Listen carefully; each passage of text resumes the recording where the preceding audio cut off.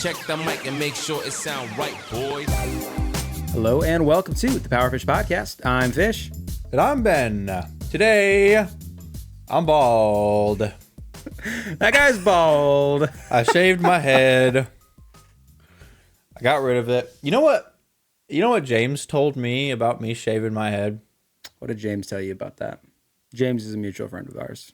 BTW. Yes, mutual friend and coworker. He told me that for the first time, I look like I've grown up. I was kind of confused because did I look like a child before? And he's like, well, yeah. I'm like, okay, all right. So I guess I'm a grown up. I suppose so. Because I have a shaved head. What do you think about that? What do you think about? I mean, I associate older dudes with bald heads, like my dad, for example. Yeah, because usually it's not a choice at that age. That's right. Like I know that. Well, I don't know, but based on an educated guess of genetics, I'm probably gonna start losing it in my 30s. Right. Same, probably, most likely. But I mean, God, it was so long before. It was just so. Y'all don't know this because you haven't felt me or my hair, but but I had deeply, extremely, densely thick ass hair, and it was very hot, and it got oily quick. Yeah. Now here's one thing I learned that was actually counterintuitive. When you have oily ass hair, you got to wash it less. I've heard that. Because the more you wash it, the more oil you're pulling, which your body's like then needs to produce it. So how it works is the more you wash, the more oil you pull from your scalp, which your body thinks it then needs to produce more. And in practice, it kind of worked. And the same for your face. When you moisturize your face, your body doesn't produce as much oiliness on your face because it's already moisturized. Right. So that's actually a thing that I used to have a really oily face, but I started using moisturizer a few years back, and now it's not. But anyway, back on the hair. Yeah, so I only washed my hair once a week, and it helped a lot. It didn't feel nasty after like one day like it used to, but it was still like halfway down my neck. It was long and it was hot. It's getting hot out, so I did away with it. Now you ever seen a child that's got a beard but is bald? Like, hold on, back that sentence up. What are you asking me? There's a package handler. I'm sure you'll see him one of these days. There's a package handler. I don't know how old he is. He's either like 30 or like 16. He's bald. Like, not like me bald, like trimmed head bald, buzzed head bald, but like razor shaved head bald. And he's got like a relatively big beard. Gotcha. But he looks like he's 15. Is it his skin? Like it is a skin thing? Youthful? I don't know. It's like a face composition thing. His face is just built. And I'm pretty sure he is pretty young because he acts like it. And he acts like it. So I'm sure he's young, but like he looks like he's old. He's got the baby face syndrome. Yeah. But is bald and has a beard. So like he's got a weird thing going on. And I can tell you it's as far as like opposite sex attraction goes, it probably isn't working out. I don't know if that's his goal, but it shouldn't be. Babyface is one of those things that, well, I don't know. I'm not a woman, so I couldn't answer this question. But is that an attractive thing? Or is that just like a cute thing? Because I've heard a lot of women go like, "Oh, somebody with a baby face, that's cool," but then other women are like, "Ew, what is that?" There's no way it's an attractive thing. No way. Maybe cute. You So could some- argue for cute. so somebody There's could no just be- way it's like someone sees that and it's like, and then they like, I don't know, tremble. No chance. They swoon. The There's no baby face. chance. No chance. Yeah, no, that would make sense that they wouldn't do that. Because I just hear that like women saying, "Oh, like babyface is cute," but you never hear that it's like sexy. 'Cause why No, would I it mean be? cheeks, bro. Cheeks. You can grab cheeks. That's like cute because like cheeks, baby, round, Yeah, soft. Cheeks. Yeah, I got it. But you look up Giga Chad, and he's got the most angular fucking sports car cheeks you've ever seen. Like, Yeah. that's hot. That's sexy. Dude, I know Giga Chad. He's hot. For sure. Yeah. So like, yeah, it's babyface is not an attraction thing at all. I mean, that's one of the main reasons I grew a beard, which I actually trimmed it quite short the other day. Honestly, inspired by your hair change, because I was like, you know what, long hair anywhere is just kind of hot. and not you know? not an attraction way. No, well, It's it can long hair warm. can be hot, but it's Well, yeah. what it certainly is If you're warm. Jesus. Dude. I'm not gonna comment on my sexual fantasies about Jesus, but but no, that's why I grew a beard in the first place. Because without a beard, I also happen to have as a larger person, I have larger facial cheeks. Anyway, so, You got the cheeks, bro. yeah, the cheeks. So without facial hair, I become like 12. I feel like, which is quite simply not what you I want. second that. But so do I. Like, I recently shaved my beard, like, I don't know, 2 months ago. And I made the mistake of keeping a mustache because James and Caleb and JT, they're all, I know you don't know Caleb and JT too well, but all three of them have, like, had the mustache thing going on. And they just said, join us. And and I did. I tried it, and I realized, like, yeah, this is miserable. I hate the way I look. Are you without a talking about beard. you're talking about no beard but with a mustache? Yeah, Dude, that's you literally, like, if you do that, and if you don't have literally the hottest face shape and a thick mustache, like, if you could not cut diamonds with your jaw, and you do that, then you actually touch kids. I was gonna say, if you do that, then you are not allowed within 500 You're not feet of allowed near a school. Yeah. Yeah. There are people, literally only hot guys can pull off a mustache and have it actually be, like, good looking. And if there's one thing that we on this podcast are expert in, it's hot guys. Hot males. For Yes. sure. Yeah. Yeah. When women say, like, only some guys can pull off XYZ hairstyle or beard cut, when they say that, they mean, like, yeah, if you're hot, you can pull it off. That's what that means.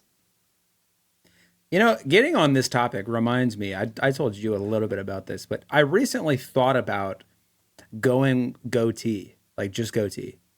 I just don't think I could pull it off. I think it goes back to the baby cheeks conversation.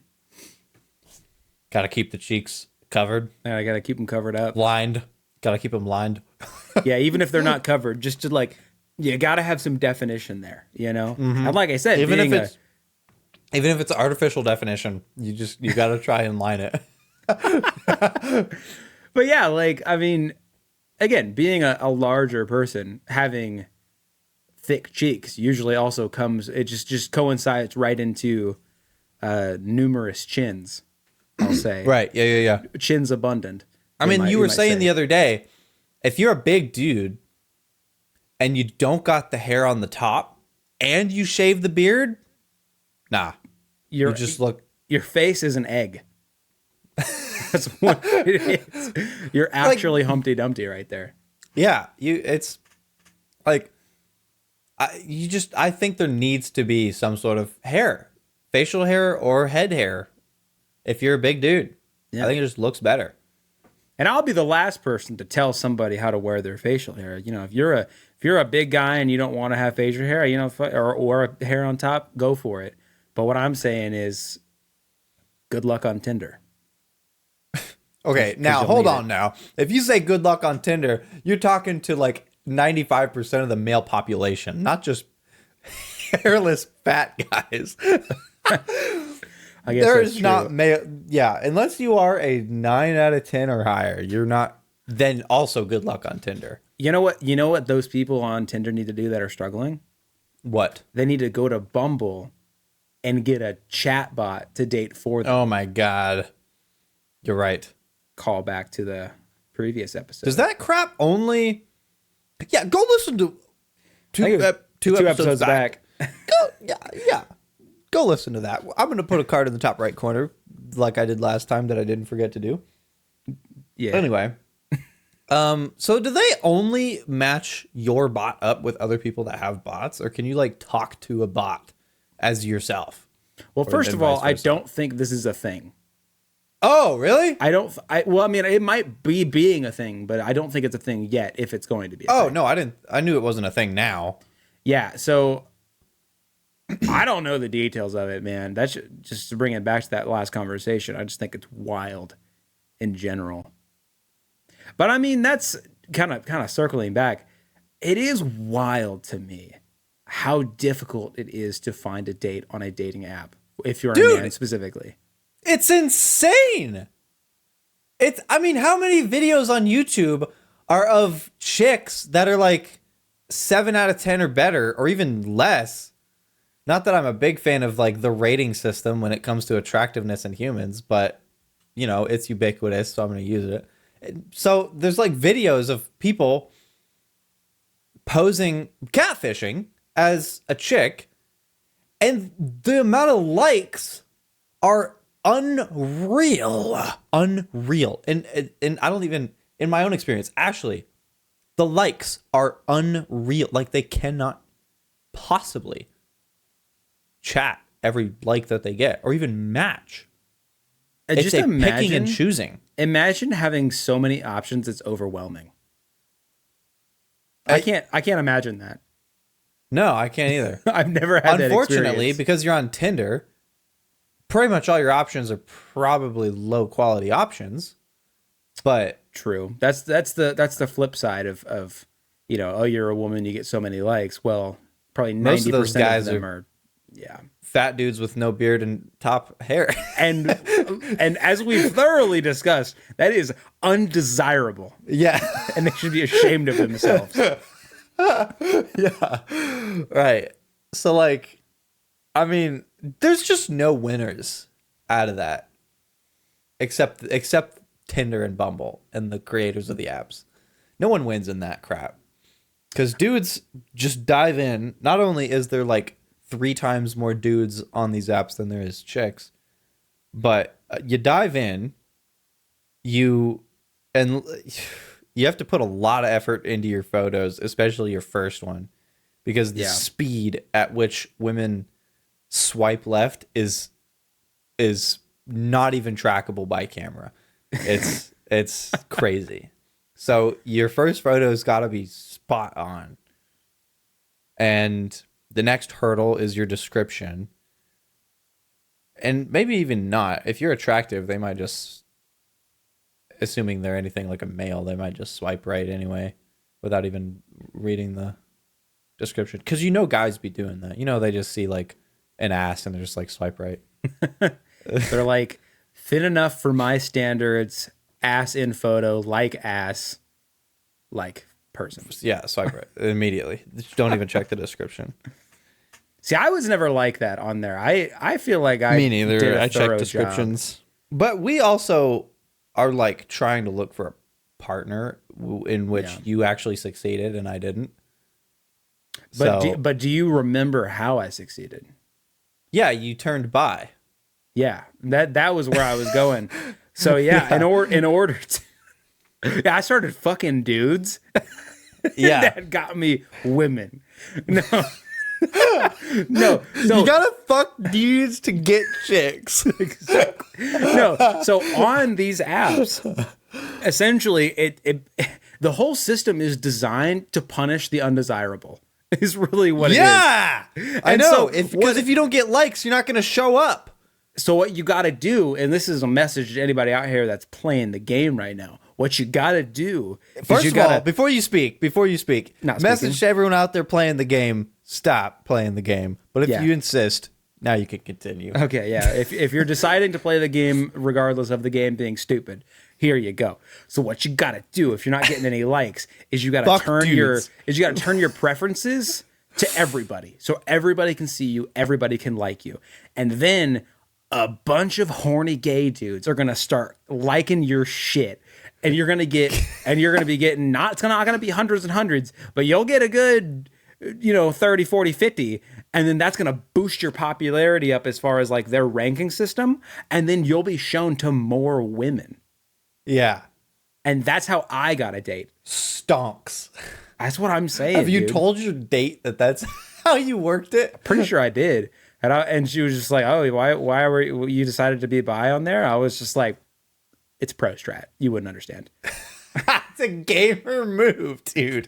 It's a gamer move. And it's sad that that's the world we live in, but that's the world you have to exploit.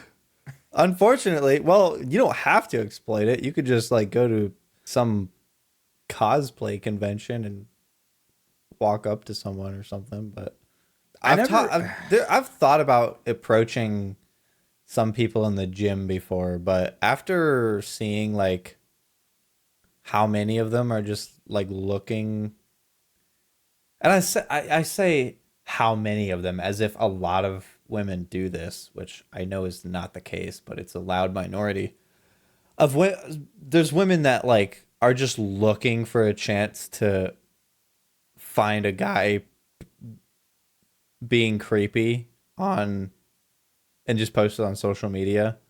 Yeah, Like, I've seen even those though they're videos. not. Yeah. I'm kind of I know that that's very unlikely to happen, but and not only that, but there are just people that don't want to be approached in the gym. Like, they're there for a reason. And one of the reasons is obviously not to date. So like, And you I gotta would be think okay if I about was approached in the gym, but well, and that's where I was gonna go. You got to think about the demographic, right? And I was telling my girlfriend this a while ago because she tends to get very worried that somebody's gonna approach me and tell them that they have fallen in love with me, and I reassure her every day that that's never gonna fucking happen. But what I said look was, at you. I mean- that's what I'm trying to say. But no, what I told her was like, listen, let's say in this impossible situation that somebody is attracted to me, impossible situation, and they come up to me and they say that they're attracted to me, I said, this is what I would do. I would say that I'm very flattered and I appreciate the courage that it took for them to approach me, but I'm happily taken and not interested for that reason, but I encourage them to do that with more people or something along those lines. But that's the thing, is that I'm so not used to being approached, as in it never happens. If you flip that and you're a woman who's approached every minute of every day, pretty much, you're Often, gonna not be as welcoming to that. It becomes an annoyance. because if you're approaching a chick, probably it's because she's attractive. And if that's the case, she's probably been approached by 5 other guys that week. So like, Exactly. yeah, it's more of a I don't want to be a nuisance type of thing. So I just don't approach them in the gym unless there's some like, I mean, I've asked like gym stuff, like how many sets you got left. But that's And everyone knows that's code for a wanna fuck. yeah. But like, I haven't actually tried to have a conversation. I could never, back when I was single and actively trying, I could never see a situation where that ended positively for me. So I just never tried. And maybe that was why it took so long. I mean, what is ending positively? Well, the most positive it could end is successfully. Yes, but like, leaning on chance here, which is chances are neither one of us would get it successfully. But what is another positive ending? Let down kindly or Yeah, rejected okay. kindly. That's what I was thinking, and I just I just I feel like don't I just want- feel like it's much more likely for instead of to be kindly let down or kindly rejected to be like looked at with disgust. Like how dare you approach I feel me? like that's gonna happen. But here's the thing. Most people are good people. Like, not everyone that posts this on social media. That's not the okay. People that post this on social media aren't the average. right. So like, I don't want to think that everyone that I would approach in the gym would rudely turn me away or look at me with disgust. But it's just a hard It's a hard mentality. it's a to hard shake. thing to get past. Yeah. That like I every time I would think like, you know what? It's like, probably it would be fine, but like my luck, this would be the one person that would pull out 18 cameras from all angles of myself and just be like, "Ha, this guy's stupid." Well, it's like those it's like those memes you see where it's like the worst they can say is no. And then it's No, like it's something not. way worse. Yeah. A lot worse can happen anymore. You get blasted on social media and lose your job or some shit. Like, But then there's also the counter gym bros that have built channels off of like calling these women out. what's that really buff dude? You probably know the guy I'm talking about. Maybe not off the top of your head.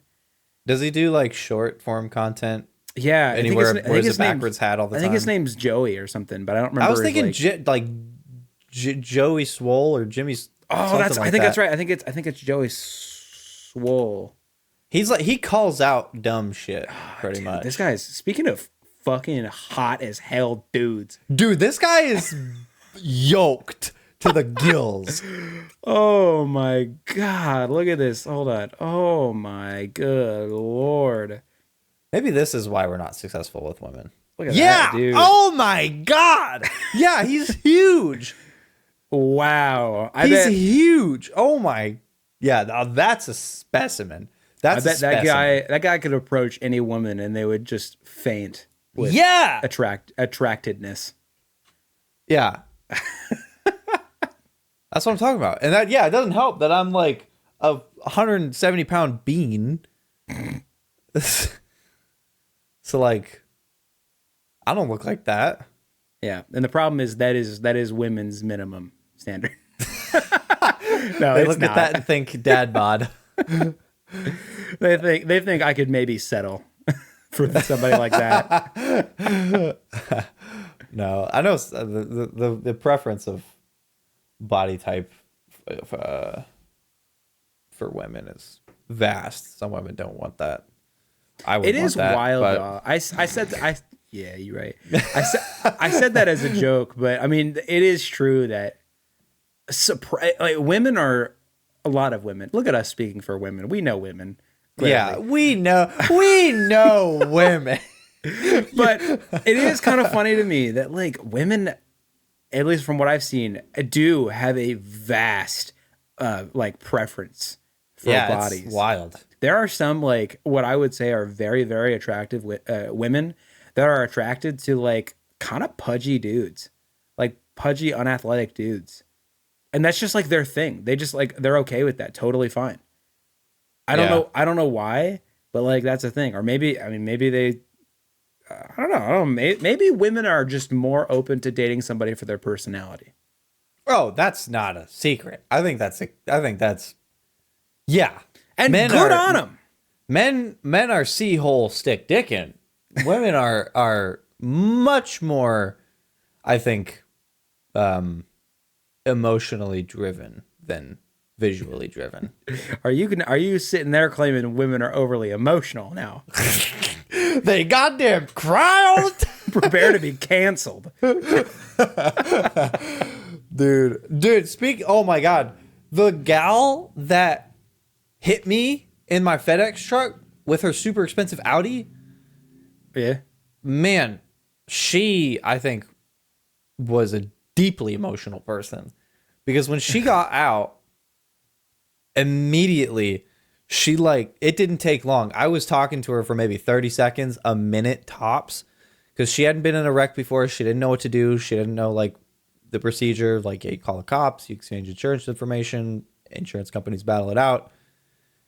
This was much more clear than that because she was obviously at fault. But not even a minute after like she got out of her car, she immediately started like crying. Like she's like, "Oh my God, my dad's gonna kill me!" And she starts bawling her eyes out. I'm like, yeah. So I don't think a dude would ever do that. But I mean, maybe if I had a really expensive Audi and I wrecked it, Or if you had overbearing parents that would really care, like a lot. Yeah. Oh well, No, I don't know. her dad did come to the scene like a few minutes after when she called him and told him, and like yeah, he was.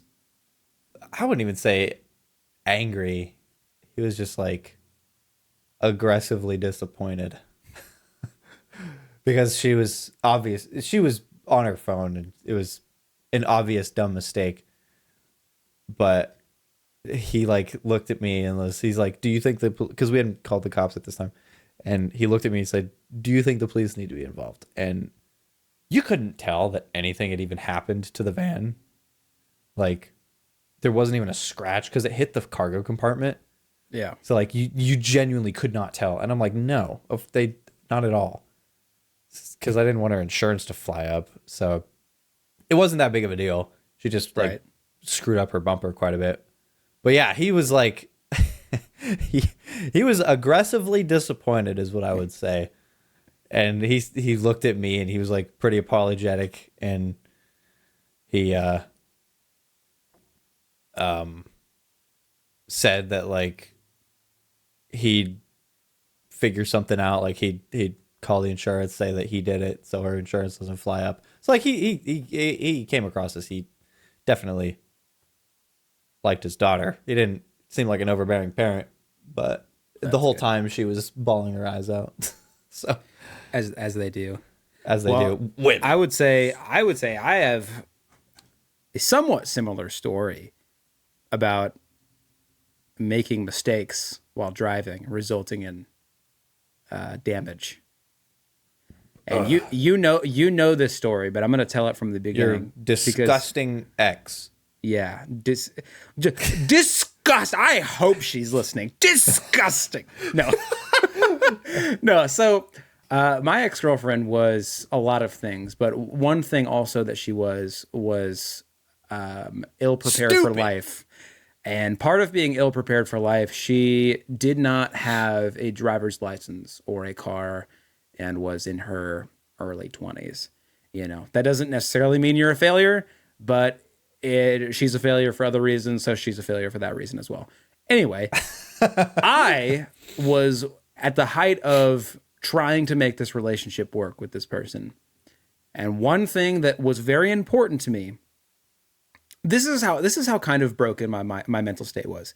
I knew that this was wrong. Like this whole relationship was wrong, and it was not going anywhere. But I was like so concerned with the fact that she was so ill prepared for life. So in my mind, I was like, okay, even if this wasn't like, I don't know, it's like a subconscious thought.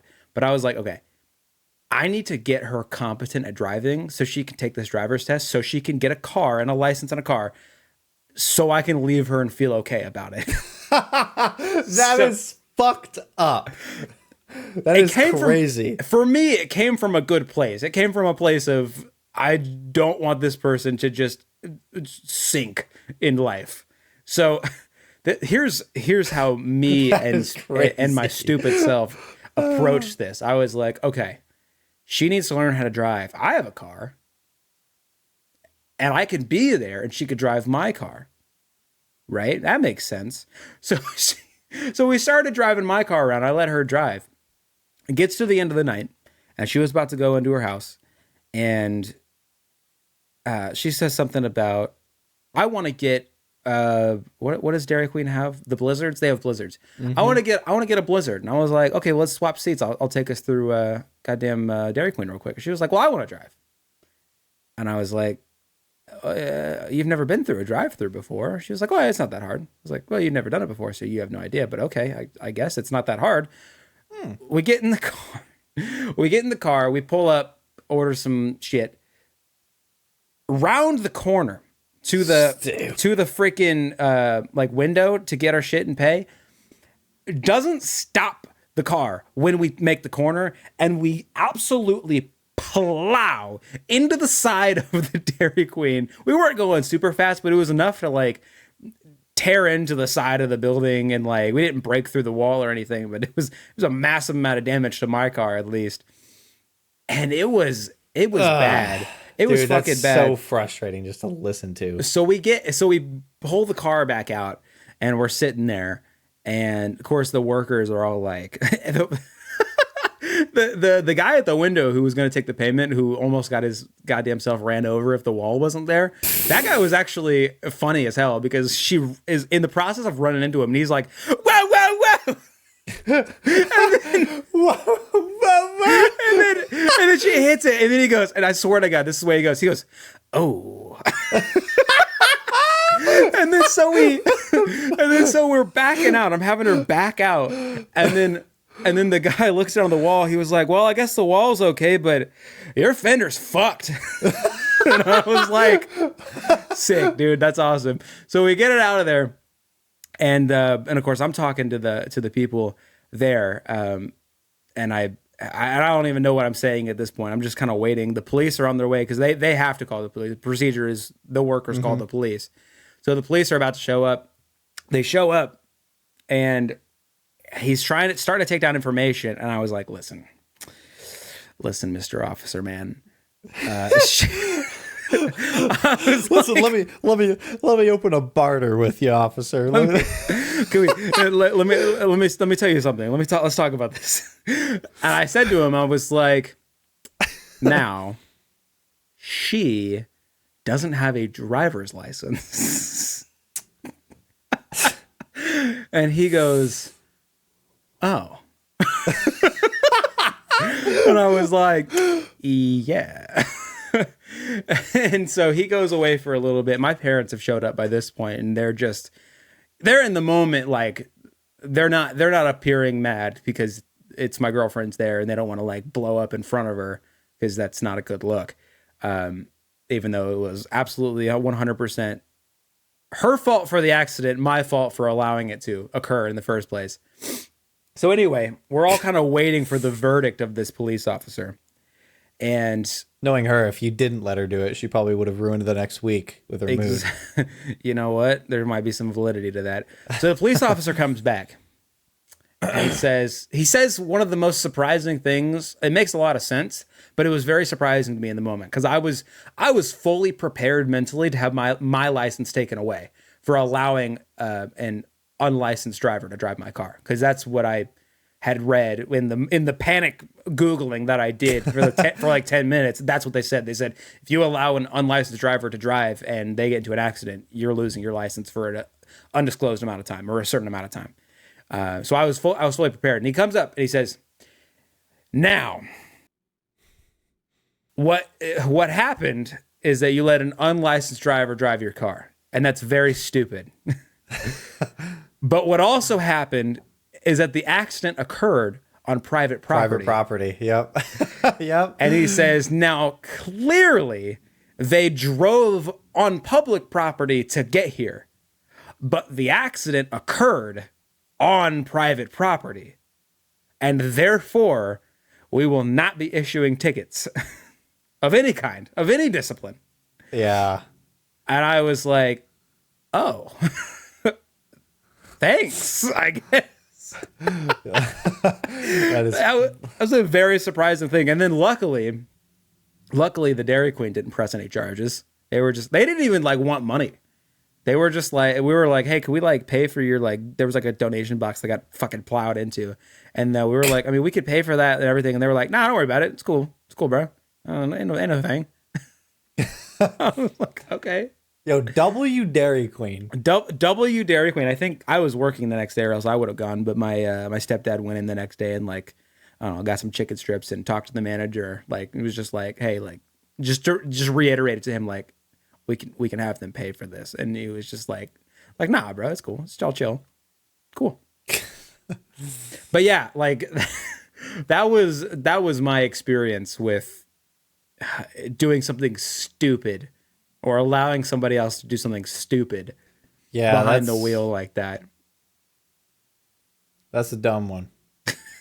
That's a dumb one. I will say you made made some some shit back in the day. Yeah, I was just about to fucking leave my teeth. I was just about to say you did some dumb shit when you were with that woman back in the day. Well, as we just discussed with the limited options for men, you know, you get one, you gotta fight to keep it around. You know what I'm saying? Yeah, Yeah.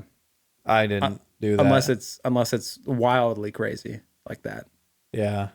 Yeah. Now, the reason I left Gabby, not even, what was it, like only 6 months before then?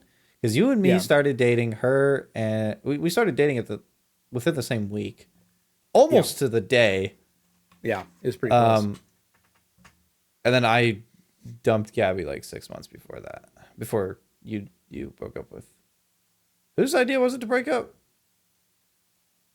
For me and my ex? Yeah. That's another story in and of itself. It's a shorter story, so I'll run through it. I think I've asked this before, but it was like 2 years ago. So another reason that my ex-girlfriend was stupid was because she couldn't keep a job. Just straight up couldn't keep a job. And what had happened was let me try and think of the ones just out of memory. So we got Walmart, we got, what was it, a daycare? Yeah. We got Walmart, we got a daycare, we got... She worked at an Arby's. Oh, what? An Arby's? I don't remember that. Yeah, she was there for actually a little bit, and I feel like she did some other things as well. But, well, actually, let me before I continue on with that, let me tell you why she loses jobs. It's not attendance, although I think that was probably part of it. It's not, they just don't need her or whatever. Her issue with keeping a job was her incredibly combative attitude with everybody under the sun, managers, For customers, no reason. just combative. So they couldn't keep a job. It came to a situation where we had helped her, again, ill prepared for life. We helped her get her license. We helped her get a car. We helped her get an apartment. And she was at her daycare gig, and they just fired her because of her, verbal and combativeness. And I was like, oh, here we go again. We got to figure something out for this person so they can have an income, so they can support all these now things that they have. So I was like, all right, we'll find you a job. You be looking too. We'll get you something. A couple days go by. No, still, it was probably a week. Like it had been a while for this to like set in that she's not moving on this to get a job. And myself and my family, were going to have to be the financial bearing of these issues that are arising. And so she was going to come over to my house, her and one of my friends. And I called her and I was like, hey, you and our mutual friend gonna pop over here? Are you on your way? And she was like, yeah, I'm just running through the coffee shop real quick. Oh, you told me this story. Now, before I say my next sentence, I think that in average relationships, the concern for somebody else's money shouldn't be there. Like, you shouldn't comment on somebody's financial state unless it's really bad or whatever, unless you need to help. But in other situations, or unless they want it, like you should not be overbearing financially, because that is the ender of relationships. However, this person was in a fight, and this is what I said. So what I said to that was, she said, I'm going through the coffee shop, and I said, with what money? Right? And then she's just like, and hangs up. Like, I didn't even understand what she said, because she just started like grumbling and hangs up. She gets to my house and we're out on the driveway. And she says, "How dare?" As soon as she got out of the car, because again, combative. She says, "How dare you comment on my financial situation?" And I said, "Listen, you're not in a financial situation. You're in a financial emergency." And that is why I commented on it. You don't have the funds. You can't afford this upcoming rent. You're buying a coffee. And little did I know, and this, because that was, and again, you asked how, like when we broke up and how we broke up. Yeah. It was about 2 days after that we pretty much mutually decided that we should break up. Me, because she was an absolute wreck of a human being, and then her wanting to break up with me because I dared to comment on her financial situation. Funny thing about that was then a month or two goes by, and we get a call from her landlord, and we weren't on the lease, so we didn't actually. They tried to come at us for the money, but we were like, we didn't sign anything. Fuck off. But not only was she not paying her rent, she hadn't paid her rent like for the previous 2 or 3 months prior to that argument. So she hadn't paid rent in like 5 months. How do people like that freaking operate? I don't know, because like and her car was abandoned, found abandoned, right? Yeah, she dumped her car in the Croc Center parking lot at the gym. And I don't know how people are like that. You saw her at Walmart, didn't you? Again? Yeah, because she had gotten fired for her attitude, and then I think Walmart has like a 6-month like she went back to Walmart period. Like there, if you get fired from Walmart, from the way I understand it, there's like I think you have to wait like a 6-month period before you can reapply, but you can reapply and you might get hired on again, even if you're fired or quit or whatever. So yeah, she ended up going back at one point there because job hopping. How do I like? What do you think goes on in somebody's mind like that? What do you think the clearly things that keep them living life are not at the forefront of their mind? What do you think is, other than coffee in her situation? Well, what I think it is just some people are not as good at like processing like long-term issues. They're very in the moment people. Yeah, but 2 months behind is quite in the moment. 2 months behind on rent is about as in the moment as it gets. No, and that's what I'm saying. And that's why, like, with the car and everything, what I'm sure happened is there was an issue with the car or something, and she was just like, well, throw the car away. There was no other thought behind it. Because if you're a like forward thinking person, this car's got an issue. Even if I can't afford to fix it right now, I've got to have a car. Yeah. I need transportation. But if you're somebody that can't think more than a couple days in advance of something, it's just like, issue, get rid of it or abandon it or run away from it is really the correct thing. Run away from it is, yeah. You think they're just so bad at dealing with problems that they just run away from all of them? And I think, especially in her situation, it was a product of her home life. Because her parents, I met her parents a couple of times. Devils. They lived like college students at the age of like 40 or 50 or whatever. They just like, all they did was like smoke pot and barely make rent. That's all they did. Do you think it's like surely someone like that can be taught responsibility, right? Do you think? Well, I mean, that's what we attempted to do, more or less. Yeah, but clearly there was little to no progress at all. Yeah. I think, people say like sometimes you got to hit rock bottom before you can grow or whatever that kind of saying is. I honestly think for somebody like that, that's kind of the way it is. You've got to really have nowhere to go, nowhere to run from your problems to, before you are literally forced to face down your issues. See, I would argue for me, not being able to afford rent, you've reached rock bottom. That's how I feel. Yeah, but for somebody else's rock bottom, that might mean you own nothing and you're homeless. Right. And I would argue that that is her rock bottom, if I had to guess.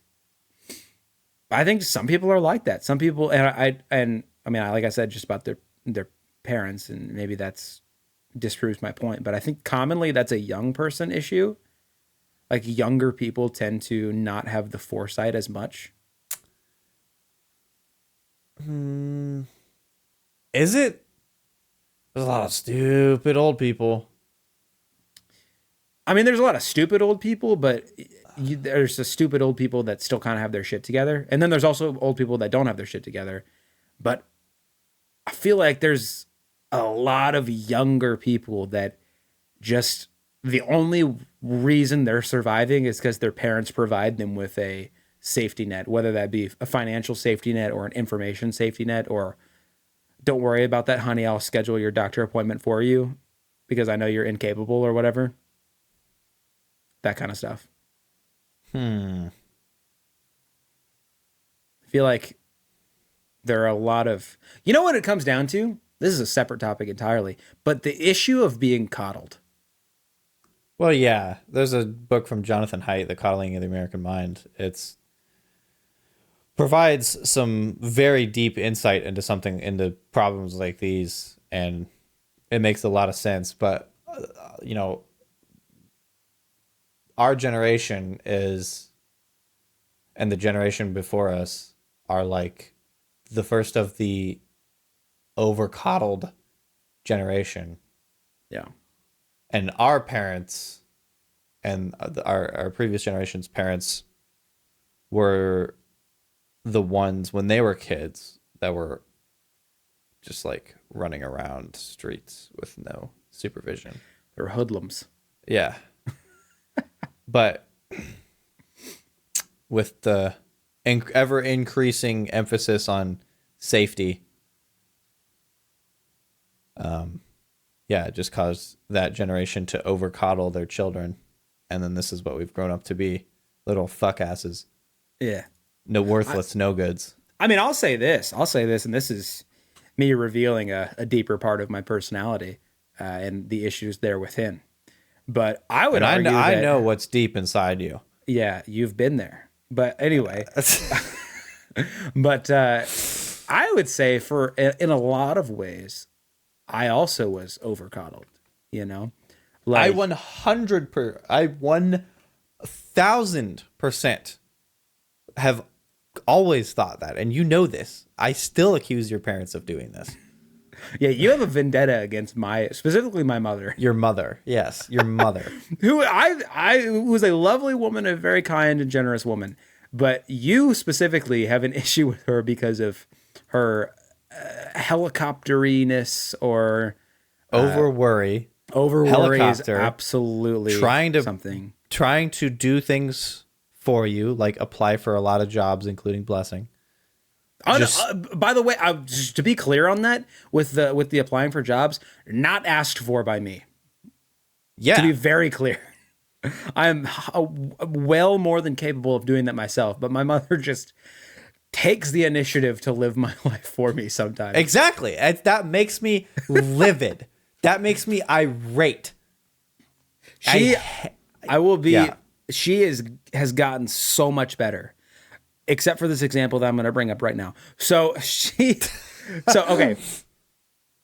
Within the last week, Ben and I work together now. Within the last week, I have managed to sprain my ankle on the job, and you were there for this. 3 days in, 4 days in. Yeah. Oh, so it was after a week. Oh no, yeah. Okay, you got that first week. Your mother, dude. You better stop. Okay, but 7 days in. Whoa. Yeah, I know how to move, and I'm not clumsy. You're clumsy anyway. So I managed to sprain my ankle on the job. That's with package delivery for context. With package delivery, just stepped off the truck, and twisted my ankle on this uneven bastard of a curb, and that's. Bastard. And that's the situation that we are in. I sprained my ankle. So I text my mother And I said, hey, do we happen to have any spare like ankle braces at home or anything from past issues or anything? Just like, do we have anything? And then I followed up. I was like, well, that's an odd question to ask your mother out of the blue, so I should probably follow up with a little bit of context. So I followed up with, I think I just sprained my ankle. It's all good. We're gonna finish running the route. I'm probably gonna, take it easy today, and I'll just get in one of the boots, and we'll be good. It's all good. I know how to heal. That's fine. My body's an expert at healing itself. That's what the human body is.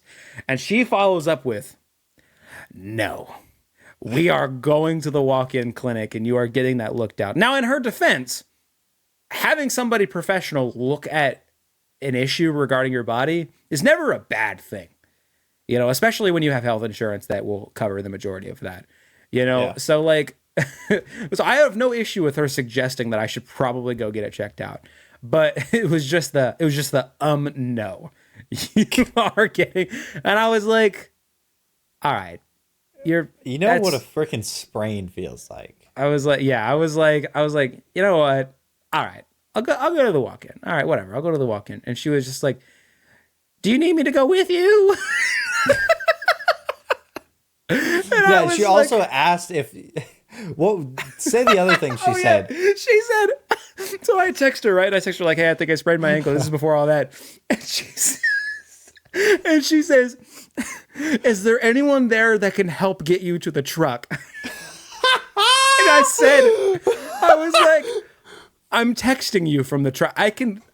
It's a sprain. I can get to the truck. Even if I had to crawl there, which I didn't, I was like, I could get to the truck on my own. And she's just you are a dying beast whale on the ground. That's what I pictured. As soon as she said that, I was just like, she must think I'm just laying on the ground right now, sobbing, texting her, being like, my ankle's broken, which is clearly not what it was happening. It's just like, could somebody help get you to the truck? It's like, I'm on the truck. You need me to go with you to the walk-in clinic? As a matter of fact, oh my God. I only texted her about 30 minutes after it happened when I realized, like, oh shit, this actually kind of hurts a lot. I should probably like get a brace on it. Like, it was well after the fact. Somebody get you to the truck? Like, I think we're good there. But yeah, then asked that, dude. That was a little silly. I appreciate the intention, but that was a little silly.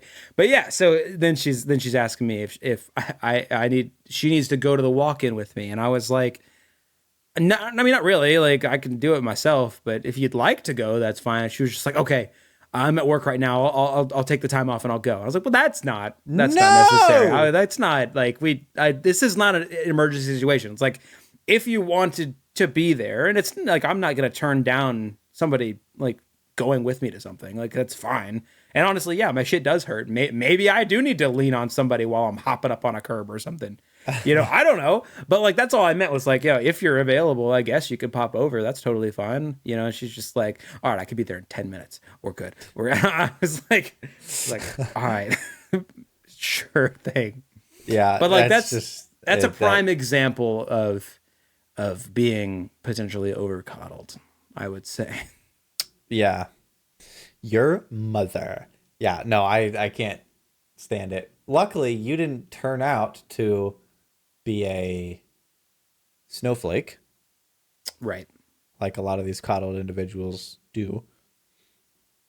I do think, and like I said, deeper inner workings of my personality, I do think in a lot of ways, and I don't know if this is a product of my mother, I would say it's probably not. It's just in general. Well, maybe in the sense of like having somebody that has always done things for me is stunted my ability to learn how to do it on my own. But there are a lot of things in life where I just sometimes feel unprepared in a way because I've never had to deal with certain things, just like certain random things, like adulting things.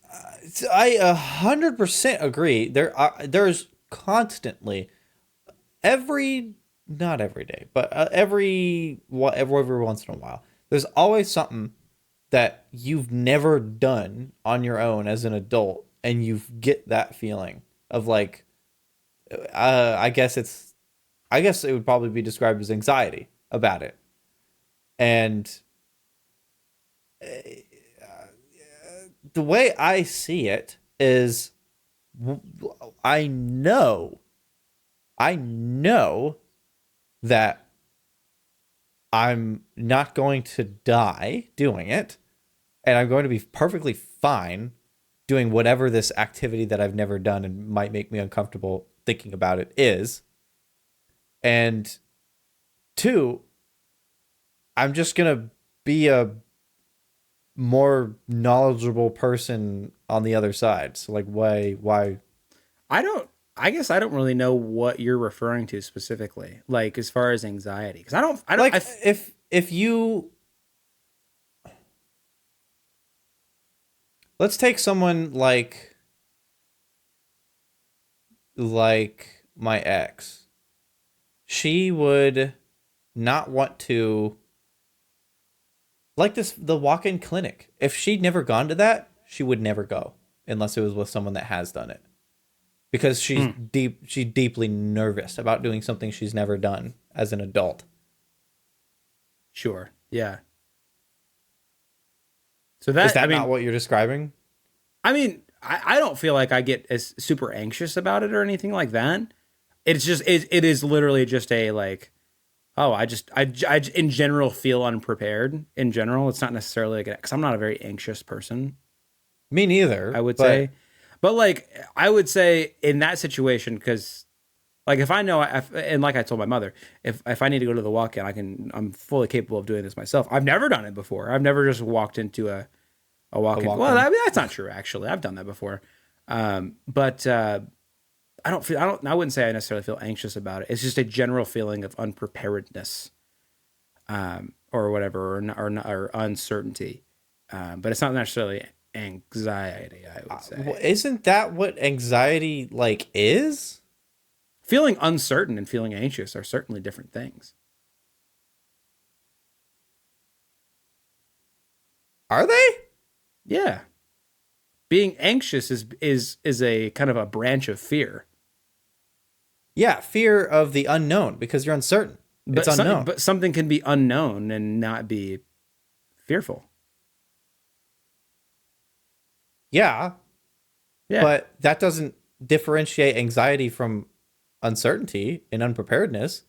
Just because something unknown doesn't always produce fear doesn't mean that anxiety isn't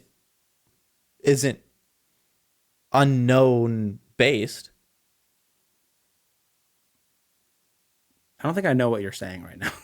What you said, okay, I said you don't think anxiety has anything to do with the unknown and fear of it. No, what I said was I don't think uncertainty necessarily is anxiety, not the other way around. Anxiety certainly can come from a place of uncertainty, but I'm looking at it from the other direction. I don't think uncertainty always has to produce anxiety, but yeah, like I'm uncertain if goddamn I'm gonna eat chicken wings tomorrow. But you should be goddamn nervous about it too. but I'm not afraid of the potential that I won't. Well, that's what I'm saying. Just because uncertainty doesn't produce anxiety for you or me, because we're healthy adults with clean, healthy mental states, doesn't mean that. Well, maybe not clean, but healthy. It doesn't mean that uncertainty isn't going to produce anxiety in somebody else. Yeah. So what were you countering me about then? Because you said that I exhibit I display anxiety. No, I didn't. I did not say you displayed anxiety whatsoever. I never said that. Your words were whenever you do something unknown, you exhibit what I would call anxiety. That's what you said. I wasn't necessarily referring to you directly. Oh. Usually when somebody says when you do something and it does this, it usually means it's about. I don't think it does. When someone says when you, that is a very common way of saying when. Well, you started someone that. In the general population. This is a dumb conversation. But when you started that by saying, I said that sometimes I feel unprepared for things. And then you said, yeah, I've noticed that about you. You seem to have some sort of anxiety in those situations. No, I did. No.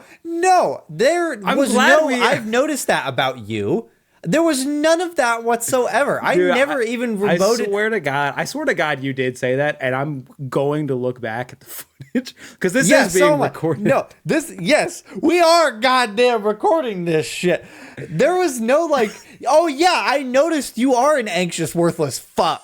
But there are a lot of things in life where I just sometimes feel unprepared. I 100% agree. There's always something you've never done on your own as an adult, and you get that feeling of like, I guess it would probably be described as anxiety about it. Is this going to have to be a massive text thread later that we're going to have to come back and read about this? Well, I don't know. Are you going to send me a goddamn Bible about it again? I'm sure as frickin' will now. I never... You got to, I swear to God, you hear things. I don't know if it's because you are in a relationship now, but I swear to God, you hear interpretations of things that are not being said. What the fuck would that have to do with being in a relationship? Because woman. No, it's fine. I swear to God. I don't know. It doesn't matter. None of that actually matters. It does not matter. No. But I don't, point being, I don't think I feel what's necessarily anxiety. No, I don't think either one of us are anxious about something like that. But I guess I could sympathize with that though. Like, I guess I could understand. Like me, it's like, if I've never done something before, it's just like, well, okay. I mean, if I'm unsure of something, I'm sure there's somebody there that I can ask what to do or something. You know, like it's like going to the doctor's office. It's like, you know, I don't know. I might text my mother and be like, hey, do they need anything like form wise or whatever? But beyond that, you just walk in and you go up to the front desk and go, hey, this is exactly what I need. And then they go, you know, okay, right over there. And I'll go, awesome. Yeah. And that's the extent of it. We wouldn't get anxiety from something like that. We would get the feeling of unpreparedness because if neither one of us has done that before, we wouldn't be prepared and we wouldn't know how to be. But I don't remember what the original conversation was. And I don't even know what I was going to say after but. Butts are the only thing that's really important at this juncture. Yeah. We were talking in general about being coddled. And like The effects of that. Okay, yeah. The effects of being coddled can produce someone that is deeply anxious about something trivial like that. But going back to my point, though, about just general feeling of unpreparedness, I mean, that's a given in life. If you do something for the first time, you're going to feel like you are not skilled at doing that thing. Yeah, and that's Because what it's turns away people that have been coddled because they get anxious about it because of the uncertainty, and then they get their parents to do it. But even if you don't get anxious, though, and that's not a problem for you, being coddled like that is still an issue because you're discovering those things way later, which is the issue that I run into, I would say. I've never like done the things. So now I'm, you know, coming on 23 and I'm doing an adult thing, and not necessarily like just an aspect of adulthood that I've never done before. And it's the first time doing it. And it feels like, well, you should know how to do that, but it's not baked in. If that makes sense. Yeah, I agree. What does your mother think? Like, I know you don't know the answer to this, but this is just what I think when someone over coddles is like, what do they expect is going to happen with their child when they grow up? That just seems like not long-term thinking to me. It seems like very short-term thinking. I would think because like I've talked to my mother about like her in the past coddling. And like I said, she is much better than she used to be. The whole like, hey, do I need to come with you to this or whatever? Before it would be, it's not an option. I'm coming with you. This is not, you are going to be taken care of by me now is what it used to be. It wouldn't have been a question. So she has gotten better. And I think she recognizes that she used to be worse at this. And we've talked about it before. And she's just like, well, you know, I just don't want my babies to hurt, or I don't want my babies to have any issues or anything. And See, that phrase right there literally makes me want to shoot myself in the face, because when someone says my babies, just die, literally die. I'm not a baby. I'm not your baby. Shut up. You may have birthed me and raised me as a baby, but I am not your baby. The term baby and the age I'm at right now have zero correlation. So don't even use that word with me ever. You also, so I've been talking about my issues. You also have a very unique set of issues on the other side of the spectrum. Yeah, I have the opposite problem, but it's well, my mother was a lot. The thing is, there are way more problems outside of this, but one of the problems with my mother is that she also had this deeply over coddle trait. She did not indicate to me that I needed to grow up, or if I was a child still. No, she asserted that I was still a baby and that I was not an adult. No matter what, because I did not do the things that she thought I should do to be an adult. So that is where my absolute hatred, deep hatred, not just that alone. There's a lot of other problems with my mother, but just the fact that my mother was that way is where my deep, deep, deep, absolute hatred for coddling and telling adults that they are children comes from. And treating them like that. Needless to say, you have I very think at the strong age opinions. of 5, you need to get out of your house and you need to buy a car. No. If you're 6 years old and you're not in the workforce, what are you doing? Yeah, get out. Yeah. Like I said, I mean, I think ideally, and this kind of circles around to what is a good parent, or what do we think is the ideal approach to this, but I think it's probably, I don't know. You want to produce a child that instead of the other ends of the spectrum like we are, kind of meets in the middle. They have problems in the middle of that. As in they're not, granted, I don't think either one of us are really stunted very much by our issues. You know, your issues have produced you to, I think they've built who we are, Yeah, but I don't think who we became because of them are really stunting in many ways. right. Where I was going with that is like your issues with your mother produced in you a drive to adult faster. And my issues with my mother, or the way my mother handled certain situations, has produced an unpreparedness in me at times that I still work through as it comes. But at the end of the day, both of those are not that bad. Nah. You could be somebody that runs a car into the side of a Dairy Queen. That would be worse. That would be objectively And then ditching worse. your car and being 2 months late on rent. That would be not adulting very well. Exactly. But anyway, we're over an hour into this, so let's wrap this up. Thanks for listening. Again, same as last one, just a lot of bullshit. The reason we're doing this is because we can't think of topics very well. And our best things to go to is Reddit stuff. So can't do that all the time. Should revisit the Reddit. But it comes back to if anybody listens to these, give us a topic idea, because that would be fun. Bro, yeah, honestly, of all the calls to action that we have called, there's been no action because no one has listened. So for every nobody listening, please give us topics and we'll talk about it. Yeah, our call to action for you is to And do you the know thinking what? for And you know us. what? We'll shout you out.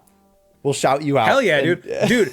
Absolutely. If you give us a topic suggestion and we're like that one, we'll put your comment and your username or whatever. We'll just post a boop right at the Yeah, beginning and of the I'll put episode. a gold, sparkly, like rainbow border around it. And yes, Fuck yeah, dude. I'm so down for that. Free promotion. We will talk to you guys next week. See ya.